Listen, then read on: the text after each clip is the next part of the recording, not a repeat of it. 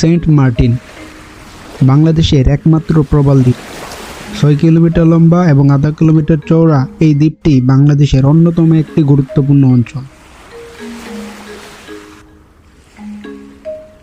ভূ রাজনীতিতে এই ভূখণ্ডের গুরুত্ব অপরিসীম। সেন্ট মার্টিন দ্বীপটি মূল ভূখণ্ডের সমুদ্রতীর থেকে দূরবর্তী হওয়ায় একে অফশোর দ্বীপ বলা হয়।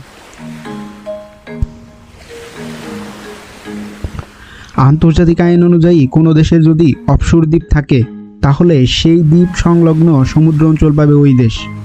এই কারণেই সেন্ট মার্টিন সংলগ্ন বিশাল সমুদ্র অঞ্চল পেয়েছে বাংলাদেশ।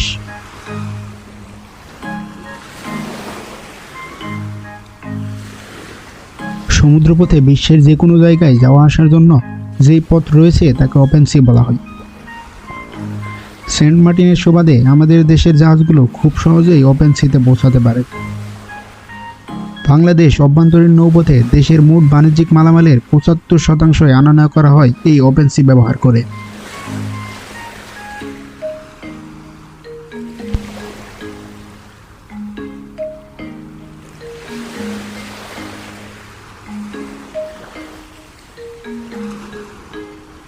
সেন্ট মার্টিন দ্বীপটির কেউ দখল নিতে পারলে সেখান থেকে বাংলাদেশ, মিয়ানমার ও ভারতের ভূখণ্ডকে পর্যবেক্ষণ করতে পারবে।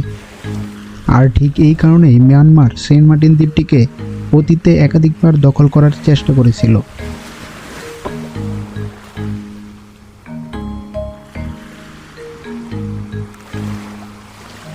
ভূরাজনীতিতে ক্ষমতার ভারসাম্যের কেন্দ্রে রয়েছে দক্ষিণ এশিয়া। বঙ্গোপসাগর দক্ষিণ ও দক্ষিণ পূর্ব এশিয়ার মধ্যে সেতুর মতো কাজ করে। ফলে সেন্ট মার্টিন বাণিজ্যিক রুট সহ ভূ রাজনীতিতে সংযোগ স্থাপনের জন্য অনেক সুবিধাজনক। এমনকি হঠাৎ যুদ্ধ বাঁধলে এই অঞ্চল দিয়ে সংযোগ স্থাপন হবে খুবই সহজ।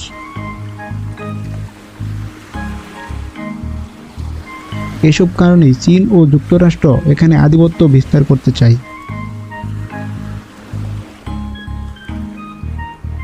আর এই সব কারণেই এই দুই দেশ মিয়ানমারকে অস্ত্র সরবরাহ করে রোহিঙ্গা সংকটকে সৃষ্টি করেছে।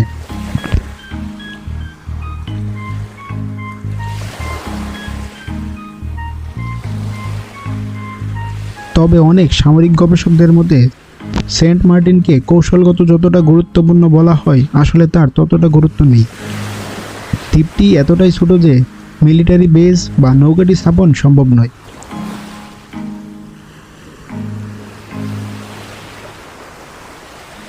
এমনকি যে কোনো সামরিক স্থাপনা গড়াও সম্ভব নয়। এয়ারক্রাফট বা এ ধরনের যানও সেন্ট মার্টিনে আসতে পারবে না।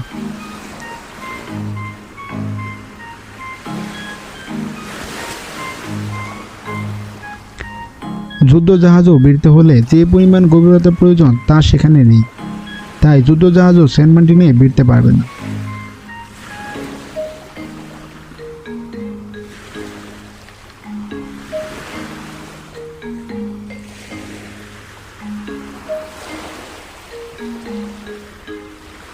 যদি সেন্ট মার্টিনে সামরিক গাড়ি বানানো যেত তবে বাংলাদেশের নেভি অনেক আগেই তা করে ফেলত।